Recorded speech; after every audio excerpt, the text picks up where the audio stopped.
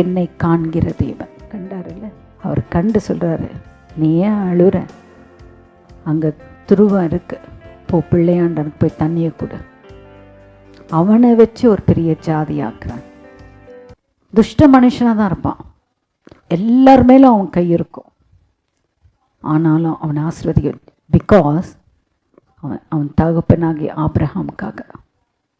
இன்னைக்கு நம்ம வாழ்க்கை எப்படி இருக்கு சிந்திக்கணும். நம்ம, நீர் என்னை காண்கிறீரா? ஆமாம் ஆண்டவரே, நீர் என்னை காண்கிறீர். அதுக்கு தான் தாவீது ராஜா, மறைவான பாவத்துக்கு என்னை விலக்குங்க, தெய்வ பயத்தோடு நான் நடக்கணும், தேவனுக்கு பிரியமா நான் நடக்கணும். ஆரம்பிக்கும் போது எப்படி ஆரம்பிக்கிறார்னா, வானங்கள் அவர் மகிமையை வெளிப்படுத்துதுன்னு ஆரம்பிச்சு முடிக்கும் போது அவர் என்ன சொல்றாரு? கண்மலையும் நீர்தான் என் கண்மலை, நீர்தான் எனக்கு பெலன், நீர்தான் எனக்கு எல்லாம். என்ன ஆகும்? பாவம் ஒரு சின்ன பாவமாகப்பட்டது அப்படியே நம்மளை துணிகரத்தில் கொண்டு விட்டுரும். அப்படியே அட்ஜஸ்ட்மெண்ட். ஏன்னா ஃபஸ்ட் டைம் ஆண்டவர் கூட பார்த்துட்டே இருப்பார், ஏன் பிள்ளை தப்பு செய்து, நமக்குள்ளே ஒரு மெல்லிய சத்தம் துணிச்சிட்டே இருக்க, செய்யாது செய்யாது பேசாத, உடனே செட்ரைட் பண்ண வைப்பார். அதை தாண்டி தாண்டி போகும்போது துணிகரத்தில் போயிடுவாங்க. தேவனுடைய பிரசன்னம் நம்மளை விட்டு அகன்று போகும். தேவனுடைய மகிமையுள்ள கரம் நம்மளை மூடி இருக்கு பார்த்தீங்களா, அதை நம்ம விட்டு அகன்று போகும். எல்லோரும் சொல்லுவாங்க, பிஸ்னஸில் போய் பேசி தான் ஆகணும்னு. கிடையாது. யார் சொன்ன போய் பிஸ்னஸில் போய் பேசணும்னு சொல்லிட்டு? சத்திய வார்த்தை நம்ம வாழ்க்கையில் காணப்படணும். நம்ம பேச்சில் உண்மை இருக்கணும், நம்ம ஜீவத்தில் உண்மை இருக்கணும். அப்படி இருக்கும்போது தேவன் நம்மளோடு இருப்பார். அந்த காரியம் நடக்கும்போது கர்த்தர் நம் காரியங்களை கைகூட செய்வார். ஏன்னா நான் கிடையாது, நான் தைத்திருக்கிற கிறிஸ்து எனக்குள்ள இருக்கிறார், என்னை சூழ இருக்கிறார், என்னை வழி நடத்துகிறார். அவருக்கு விரோதமாக நான் தப்பு செய்ய முடியுமா? அந்த உணர்வுக்குள்ளே நம்ம காணப்படணும். ஐயோ, தேவனுக்கு நான் துரோகம் செய்யக்கூடாது. அதுக்கு பேர் என்னன்னா துரோகம். நம்ம செய்கிற ஒவ்வொரு தப்பும் தேவனுக்கு செய்கிற துரோகம். நம்ம தேவனுக்கு துரோகம் செஞ்சு நம்மளால வாழ முடியுமா? சான்ஸே. ஆகையால் நம்ம ஒவ்வொரு ஸ்டெப்பும், தப்பு நடக்குது உலகத்தில், அதை ஆண்டவர் கையில் விட்டுறலாம். நம்ம செய்யக்கூடாது, எதுவுமே ஆண்டவர் கையில் விட்டுறணும். கர்த்தருடைய வார்த்தையின்படி நம்ம ஜீவிக்கணும். அவருக்கு பிரியமாக நம்ம நடக்கும்போது கர்த்தர் சொல்கிற வார்த்தை, உன் வழி கர்த்தருக்கு பிரியமாக இருக்குமேனால் உன் சத்துருக்களை உன்னோடு சமாதானப்படுத்தும். Leave alone anybody. கர்த்தர் சத்துருக்களை, நமக்கு விரோதமாக நின்று என்னென்னமோ நடந்திருக்கும், ஆனால் அந்த ஆட்களை சமாதானப்படுத்துகிறவர் தேவனாகிய கர்த்தர்.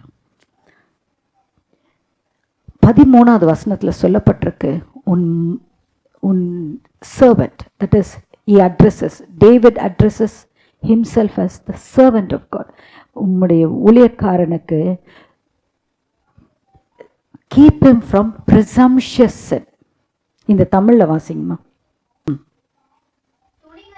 பாவங்களுக்கு உமது அடியேனை விலக்கி காரும், அவைகள் என்னை ஆண்டு கொள்ள ஒட்டாதிரும். அப்பொழுது நான் உத்தமனாகி பெரும் பாதகத்துக்கு நீங்களாயிருப்பேன். ஸோ நம்ம துணிகரமான பாவம் செய்தா என்ன ரிசல்ட்னா பெரும் பாதகம். பாவம் செய்வோமானால் பெரும் பாதகம். இதுதான் காட்ஸ் டைமென்ஷன். ஆகையால் பாவத்தை கண்டு ஓடணும். யோசேப்பு பாவத்தை கண்டு ஓடினான். இந்த பாவத்தை என் தேவனாகிய கர்த்தருக்கு முன்பாக நான் எப்படி செய்வேன்? துணிகரமாக செய்வேன். போத்திபார் சிறைச்சாலையின் அதிபதி, ரைட்? அவர் என்ன பண்ணுறாரு, என் மனைவிக்கான் இந்த மாதிரி செஞ்சேன்னு சொல்லிட்டு கொண்டு போய் சிறைச்சாலை அடித்தார். செய்யாத ஒரு குற்றத்துக்கு. கர்த்தர் யோசேப்போடு கூட இருந்தார். அடுத்தது அவருக்கு என்ன பண்ணாரு, ராஜாவுக்கு நெக்ஸ்ட்டாக வச்சார். இன்ஃபேக்ட் அவருடைய வார்த்தை என்ன சொல்லப்படுதுன்னா, பார்வோன் யோசேப்பை தன் தகப்பன் என்று அட்ரஸ் பண்ணுறாரு. அந்த லெவலுக்கு கர்த்தர் உயர்த்தினார். அடுத்த வேளை தன்னுடைய உணவுக்கு போர்த்திபார் யோசேப்பிடத்துல தான் போக வேண்டியதாகிடுச்சு. புழுதியிலிருந்து ஒரு மனுஷனை தூக்கி எடுத்து பிரபுக்களோடும் ராஜாக்களோட உட்கார செய்கிறவர். எப்போ நம்ம கிட்ட நம்ம வாழ்க்கையில பாவம் இல்லைமேனாலும், so we should not have the sin in our life. அந்த பாவம் நம்ம கிட்ட இருந்துச்சுன்னா பெரும் பாதகத்துக்கு போவோம். இல்லைன்னா கர்த்தர் நம்மளை உயர்ந்த ஸ்தலத்தில் உட்கார செய்கிறவர் தேவன். அதுதான் தேவனாகிய கர்த்தரிடத்துல தாவீது சொல்கிறார், உம்முடைய ஊழியக்காரனை துணிகரமான பாவத்திற்கு என்னை விலைக்கு காத்துக்கொள்ளும். let them not have.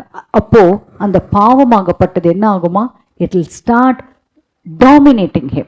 இப்போ நம்ம பாவம் செய்து போமானால் என்ன ஆகும், அந்த பாவம் நம்மை ஆண்டு கொள்ளும். ஸோ அந்த ஆண்டு கொள்ளாதபடிக்கு நான் வாழணும்னா தேவனுடைய வார்த்தைக்கு கீழ்ப்படிந்து தேவனுடைய வார்த்தையின்படி நான் ஜீவித்து அவருக்கு பயப்படுகிற பயம் என்னிடத்துல காணப்பட்டால் என் வாழ்க்கை தேவன் காத்து பெரும் பாதகத்திலிருந்து என்னை விலக்கி காப்பார். Then comes I can address God, you are my rock. அந்த ராக்னா அசைக்கப்படுவதில்லை. எவ்விதத்தில் நான் அசைக்கப்பட முடியாது. ஏன்னா என்னுடைய நம்பிக்கை அவர். ஒரு மலை மேல் கட்டப்பட்ட வீடு அழியாது, வேறஸ் மணல் மேல் கட்டப்பட்ட வீடோ அழிஞ்சு சரிஞ்சு போகும். மணல் என்பது நம்மளுடைய ஆசா பாசம், நம்மளுடைய இச்சைகள், இவைகளெல்லாம் தான் மணலுக்கு அடையாளமாக காணப்படுது. கற்பாறையாகி இயேசுவின் மேல் கட்டப்படுவேமானால் நம்ம நித்தியத்துக்கு உண்டான பிள்ளைகளாக நம்ம மாறுவோம். என் வாயின் வார்த்தைகள், என் இருதயத்தின் தியானம் உம்முடைய சமூகத்துக்கு பிரீதியா இருக்கும். என் வாயின் வார்த்தைகள் எங்கிருந்து வருது, இருதயத்தின் நிறைவினால் வாய் பேசும். என் இருதயம் எதனால நிரப்பப்பட்டிருக்கு, தெய்வ வசனத்தினால. தேவனுடைய வழியின்களுக்கு பிரியமா நடக்கிற காரியங்கள் என்னிடத்தில் காணப்படுமே ஆனால் என் வாயின் வார்த்தைகளும் அதுதான் இருக்கும். நான் பேசுற வார்த்தைகளும் அதுதான் இருக்கும். உலக பிரகாரமான காரியமா இருந்தாக்கா சினிமா, அவங்க இந்த ஆக்டரு, மற்ற காரியங்கள் தான் என் வாயிலிருந்து வரும்.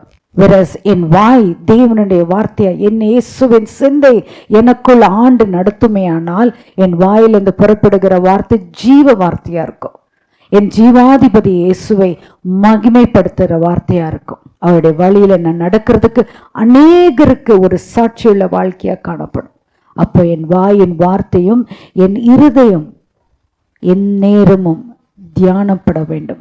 ஈசாக்கு தேவனோடு சஞ்சரித்தான். அந்த பஞ்ச காலம் வந்த போது கர்த்தர் சொல்றார், உங்க அப்பா செஞ்ச தப்ப நீ செஞ்சிராத மகனே, போகாத, இருக்கிற இந்த தேசத்திலே நீ நில்லு, நான் உன்னை ஆசீர்வதிப்பேன்.